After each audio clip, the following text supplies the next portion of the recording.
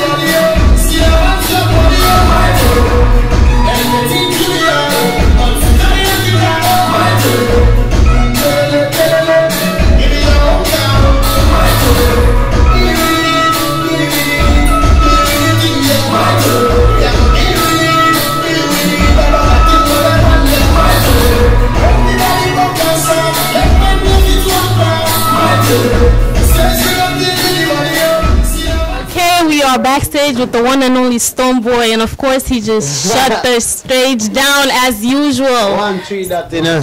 Alright, so how does it feel? No, it's amazing, man. Like, you know what I mean? Like, you know what I mean? I've always been real, like it is, because we're just sharing each other's stories, you know what I mean? Through the music, isn't it? So everybody that came out has a story. I have a story. We're only listening to each other's stories. Like in Ghana, we call something S.I.N. That's like the spider story, you know what I mean? So when I'm on stage, it's like we're sharing vibes, you get me? So they can relate, I can relate. I go through those things as well that they go through. So it's musical. You see, you saw it all. It was fun. It was love. And this is New York. Like, I decided just to come chill for a bit, but I couldn't go without doing anything for my New Yorkers, like, for, you know what I mean, for the Ghanaians and the African community. And big ups to Papa Wastik. These are the people who grew me, and, you know, Bright, Book Back, and everything. So it gives me a lot of joy to represent for them with every little opportunity. And on top of that, like, you know what I mean, this must really be a blessing, because we just started working officially. I can say I'm the first Ghanaian working with Tommy Hilfiger. No lies. No lies. You get me? So it's all in its line. It's all divine. You get me? So we just bring the music, you know? We live life, we love life, we praise God, Almighty Jah, Rastafari. You don't know what the thing go. Mad!